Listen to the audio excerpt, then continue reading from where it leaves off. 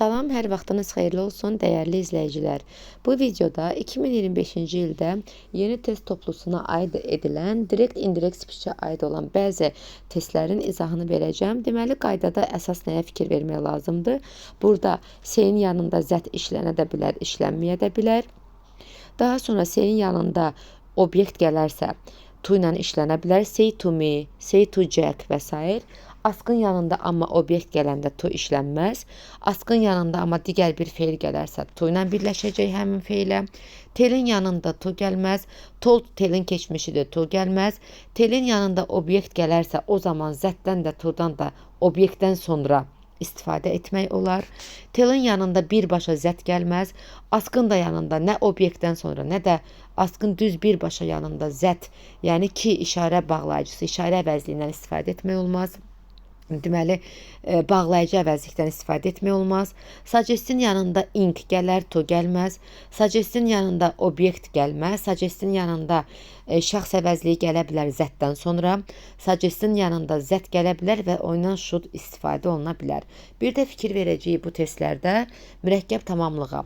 Üçüncü kateqoriyanın əsasən to'lar işlənirdi. Gəlin keçək bununla baxaq testlərə. Testlərimiz burada bu qaydalarda başlayır 102-ci testdən. Deməli, 102-ci testdə askın yanında həm obyektdən sonra, həm də obyektdən qabaq zət işlənməz. Sedin yanında birbaşa mi yox, to ilə işlənməlidir. Burada to'muz çatmır. C variantında toldun yanında zət işlənməz. D variantında doğru cavabdır. Y variantında əgər birbaşa sedin yanında birbaşa obyektimiz gəlirsə, adam adı, əvəzlik, me, you, him gəlirsə to ilə işlənməlidir. Ona görə Y variantı da yanlışdır.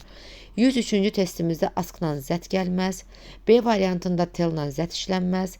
C variantında wonder-la zət işlənməz. D variantında doğru cavabdır. Y variantında askdan sonra əgər obyekt gəlirsə ikinci feilimiz to ilə olmalıydı. Mürəkkəb tamamlıq kateqoriyasılarından 3-cü kateqoriyadır. Keçək 104-cü testimizə. 104-cü testimizdə toldun yanında zət işlənməz. B variantında sedin yanında burada to işlənməli idi. C variantında saxlayaq, düzgün cavab görsənir. D variantında sedin yanında burada to işlənməli idi. Y variantında askla zət işlənməz. Ona görə cavabımız qalır C variantı. 105-ci testimizə baxaq. 105-ci testdə də burada askın yanında zət işlənməz. A variantını ona görə çıxırıq. Keçək B variantına. B variantında deməli, B variantı doğru cavabdır. Sedin yanında, daha doğrusu B variantında yanlış cavabdır. Çünki sedin yanında burada to işlənməli idi. C variantında toldla zət işlənməz. D variantın doğru cavabdır. Y variantında toldun yanında mi gələrsə burada if-lə işlənməz. Biz if-i adətən götürürük askdan sonra, wonder-dən sonra, bir də want to know-dan sonra. 106-cı cümləmizdə word-la burada to işlənməli idi. 3-cü kateqoriyaya aiddir. B variantı doğru cavabdır. C variantında said-lə burada obyekt gələrsə to gəlməlidir. D variantında told-la to işlənməməli idi. Y variantında advice-lə burada to işlənməli idi. Çünki 3-cü kateqoriyanın feilidir.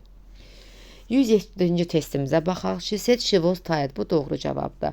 She said she was tired da doğru cavabdır. She said that she was tired. O da doğru cavabdır. B variantında yenə askdan sonra if gələrdi. C variantında told-la zət işlənməz. D variantında said-lə burada to olmalıydı. Y variantında told keçmiş zamandırsa burada has yox, had verməli idi. Çünki əgər baş cümləmizin xəbəri keçmiş zamandırsa, budaq cümlə keçmiş zaman olmalıdır. 108-ci cümləmizdə they said they not like burada keçmiş zaman olmalıydı. B variantında doğru cavabdır. C variantında told-la we işlənməz. Deməli, olmalıydı. They told they didn't like. Onlar dedilər ki, biz xoşlamırıq, yox, onlar xoşlamır kinonu. D variantında they said they didn't like this movie. Burada this mürəkkəb tamamlı, daha doğrusu indirekt speechə çevriləndə bilirik ki, əvəzliklər, işarə əvəzlikləri thislər dönüb zət olur. Y variantında told-la da zət işlənmir. Bax, burada bu dönüb zət olmalıydı. D variantında. 109-cu testimizdə told-la zət gəlmir. B variantında said to me that he has. Burada set keçmiş zamandırsa, budaq cümləmizdə də burada has keçmiş zamanda verilməli idi, hədlə olmalı idi. C variantında askla that işlənmir. D variantında burada set keçmiş zamandırsa, budaq cümləmizdə də finish keçmiş zamanda olmalı idi, idi əlavə olunmalı idi. Y variantı doğru cavabdır. Keçək 110-cu testimizə. Deməli, 110-cu testə baxaq. 110-cu testdə she said that she would call me tomorrow. Tomorrow burada dönüb olmalıydı. Təbii ki, next day. B variantında said keçmiş zamandırsa burada will yox, would olmalıydı. C variantında she told that, toldla that işlənmir. D variantında she said she would call me the next day. Görürsünüz, tomorrow burada dönüb the next day olub. Çünki direct, indirect speechdə mütləq zaman sözləri də dəyişir. Tomorrow dönüb the next day olur. Y variantında set keçmiş zamansa burada biz will'dan istifadə edə bilmərik. Cavabımız deməli oldu burada D variantı. O dedi ki, o mənə sabah zəng edəcək. Burada tomorrow dönüb the next day olmalıdır. 111-ci testimizdə askla that işlənmir. B variantında set keçmiş zamansa budaq cümlədə will dönüb would olmalıydı. C variantında toldla that işlənmir. D variantında doğru cavabdır. Y variantında toldla that işlənmir. Keçək digər testlərimizə, 112-ci testimizə. 112-ci testdə toldla burada zəti vermirik. B variantında she said him yox, she said burada to'muz çatmır, mütləq setdən sonra burada to götürməliydik. C variantında she told to be careful when burada C variantı doğru cavabdır. Çünki told 3-cü kateqoriyanın feilidir. Obyektlə gələndə to ilə işlənə bilir. D variantında bizdə to be-nin qabağında to'muz çatmır. Çünki told 3-cü kateqoriyadır. Y variantında told he yox, olmalıydı told him. Ona görə də Y də yanlışdır. Cavab C variantı. 113-cü testimizdə suggest-la obyekt gəlmir. B variantında he suggested to visit gəlmir. Deməli, məstər gəlmir, gerund gəlməlidir. ING ilə olmalıydı, visiting olmalıydı. C variantında he suggested that visiting yanlışdır. Çünki əgər that gəlibsə, sonra bizdə mübtəda xəbər lazımdır. Yəni cümlə gəlməlidir. D variantın doğru cavabdır. Y variantında he suggested visit yox, olmalıydı, gerund, yəni ING. 114-cü testimizdə suggest-la to go yox, going gəlməlidir. B variantı doğru cavabdır. C variantında she suggested that burada olmalıydı. İndiki sadə zaman we go olmalıydı. D variantında suggest-la obyekt gəlmir. Y variantında suggest-la go yox, going gəlməlidir. 115-ci cümləmizdə deməli, burada yenə keçmiş zaman verib, suggest-la keçmiş zaman yox, indiki götürməliyik. B variantında suggest-la obyekt gəlmir. C variantında advice 3-cü kateqoriyadırsa, burada take yox, to take olmalıydı. D variantında iki feilin arasına to qoymalıydıq. Ona görə orada take yox, to take olmalıydı. Cavab qaldı Y variantı. Çünki suggest-in yanında birbaşa feil lazımdırsa gerund olmalıdır. 116-cı cümləmizdə suggest-dən sonra məstər to gəlmir. B variantında advice-la ing gəlmir, yəni gerund gəlmir. C variantında not forget yox, ordanın yanında birbaşa feil gələndə burada to olmalıydı.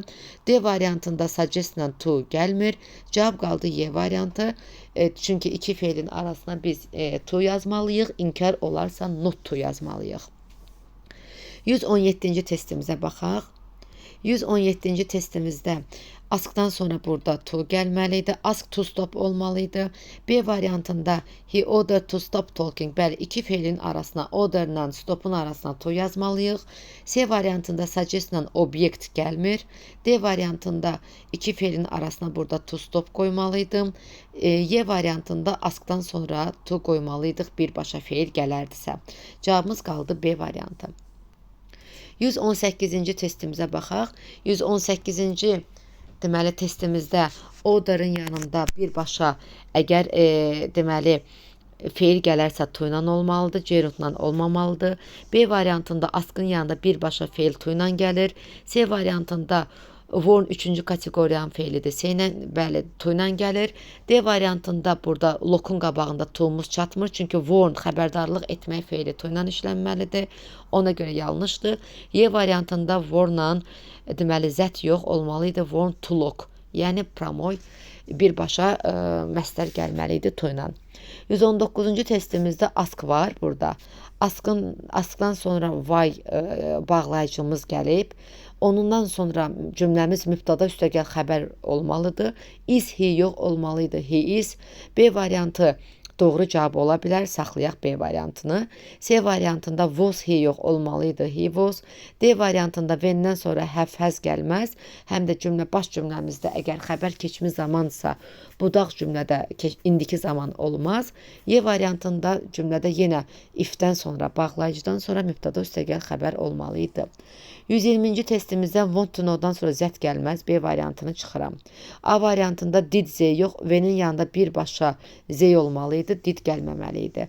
C variantında V-nin yanında bağlayıcı sözün yanında do yox, birbaşa mübtada gəlməli idi. D variantı doğru cavabdır. Y variantında V-dən sonra have has bitmiş zaman olmaz. 121-ci testimizdə askın yanında deməli digər bir cümlə if-lə bağlanıbsa, birinci mübtada üstəgəl xəbər gəlməlidir. Yəni z teacher keçməli idi əvvələ. Hədlə yerini dəyişdirməli idi. B variantında V-dən sonra həd gəlməz. C variantında askdan sonra zət gəlməz. D variantı doğru cavabdır. Y variantında V-dən sonra bitmiş zaman işlənməz. 122-ci cümləmizdə askdan sonra zət gəlməz. C variantı səhvdir. Və bir cümləmiz varsa, məsələn, I ask, bu bir cümlə sayılır. Ona qoşulan ikinci cümlə mübtada üstəgəl xəbər olmalıdır. Ona görə A variantı doğru ola bilər. B variantında birinci həd gəlib. Amma birinci David gəlməli idi. D variantında yenə də birinci həd gəlib. David gəlməli idi. Y variantında when-dən sonra have has, yəni bitmiş zamanın köməkçi feili olan have has gəlməz. 123-cü cümləmizdə deməli A variantı doğru cavab ola bilər. Saxlayaq. B variantında when-dən sonra have has gəlməz. C variantında askdan sonra zət gəlməz. D variantında V-dən sonra birbaşa I gəlməli idi, mübtada gəlməli idi. Had yox, olmalı idi I had carried. Y variantında yenə birinci have gəlib, birinci mübtada gəlməli idi. 124-cü testə baxaq.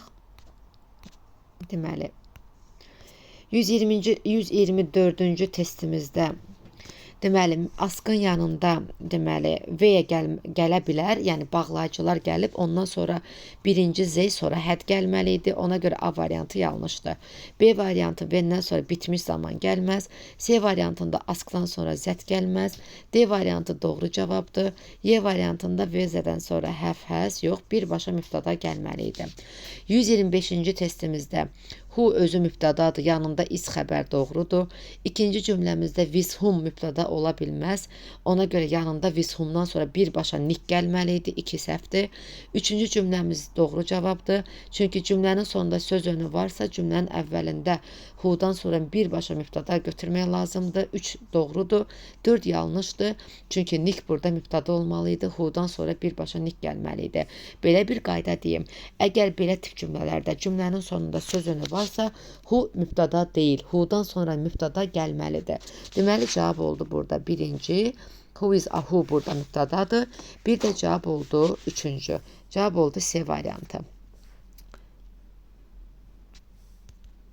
Keçək deməli 126-cı testimizə. 126-cı demək 126-cı testimizdə yenə bir cümləmiz var. Ona qoşulan cümlə mübtada plus xəbər olmalıdır. Who burada özü mübtadadır. Bir doğrudur. İkinci cümləmizdə to whom mübtada ola bilməz. Yanında birbaşa iz gələ bilməz. Jack keçməli idi izin qabağına. Üçüncü cümləmiz deməli doğrudur. Çünki dedim ki, cümlənin sonunda söz önü varsa, onun yanında mütləq mübtada götürmək lazımdır. Dördüncü cümlə yanlışdır. Yenə cümlənin sonunda söz önü varsa, Jack keçməli idi izin qarşısına. Cavab oldu burada 1 ilə 3. 127-ci cümləmizdə yenə bir cümləmiz var. Do you know bir cümlədir. İkinci cümləni bu do you know cümləsinə birləşdirmək istəyirik və mütləq bağlayıcıdan istifadə edirik. D variantı yanlışdır. When-dən sonra have has gəlməz. Y variantı yanlışdır. Bağlayıcı whether-dən sonra did gəlməz. birbaşa mübtəda gəlməli idi. C variantı why-dan sonra birbaşa does gəlməməli idi. B variantında affix feildir, birinci olmalı idi mübtəda, sonra gəlməli idi affix. Ona görə cavabımız qaldı A variantı. 128-də askın yanında zət işlənə bilməz. D variantını çıxırıq. Deməli, Y variantında V-dən sonra birbaşa mübtəda gəlməli idi. C variantında Y-dan sonra birbaşa mübtəda gəlməli idi. He gəlməli idi. B variantında V-dən sonra həfəz bitmiş zaman gəlmir. Cavab oldu A variantı. 129-da ask deməli, mother ask Tim. Ana Timdən soruşdu. İkinci cümləni bu cümləyə birləşdirək. Bağlayıcımız A-da why-dır, B-də if-dir, C-də why-dır, D-də if-dir, Y-də when-dir. Bağlayıcılardan sonra gəlməlidir mübtəda xəbər. A-da does gəlib mübtəda deyil. B deməli doğru ola bilərdi, amma burada həz yox, həd olmalı idi. Çünki baş cümləmizin xəbəri askda keçmiş zaman varsa B variantında budaq cümlədə də keçmiş zaman götürməli idik. C variantında birbaşa həd gəlib, birinci he gəlməli idi. D variantı doğru cavabdır. Sonra Y variantı when-dən sonra did yox, birbaşa mübtəda gəlməli idi. 130-cu testimizə baxaq. Burada suggest-dən sonra gerund gəlir, doğrudur. İkinci cümləmizdə suggest-lə obyekt hal gəlmir. Üçüncü cümləmizdə suggest-dən sonra zət gələndə should işlənə bilər. Dördüncü cümləmizdə suggest-lə obyekt hal gəlmir. Cavab qaldı 1 ilə 3. 131-ci cümləmizdə suggest-lə gerund gəlir. 1 doğrudur. Üçüncü yanlışdır. Suggest-lə obyekt hal gəlmir. Deməli 5 doğrudur. Suggest-lə zətlə mübtəda üstəgəl xəbər gələr. Suggest-lə zət də işlənə bilər should-la bir yerdə və dördüncü cümləmiz suggest-dən sonra as işlənə bilməz. Cavab qaldı 1, 2, bir də 5.